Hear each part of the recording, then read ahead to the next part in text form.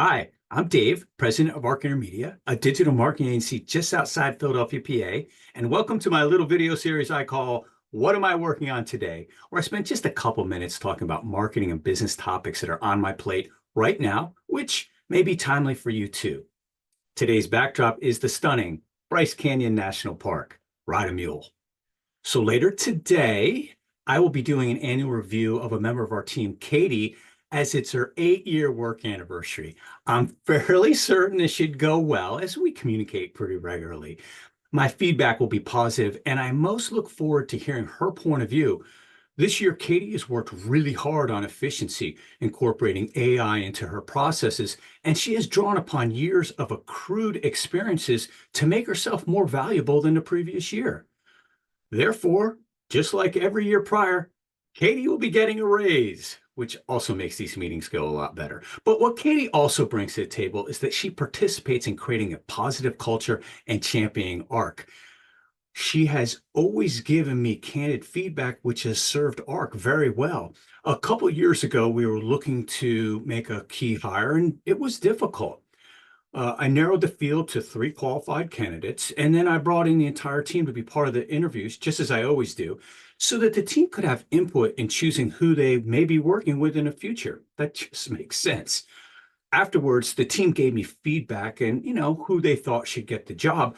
But when I got to Katie, she said, I don't think you should hire any of them. That's Katie. But then she followed up to explain that she just didn't feel that I was excited enough about any of the candidates. She knows how important every hire is to me. I treat this like a sports team.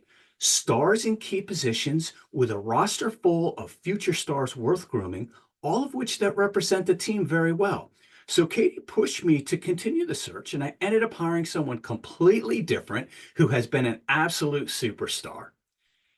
Katie was comfortable in giving me this counter feedback because we have worked really hard to make sure that she and the entire team can speak against what I or other leaders are proposing.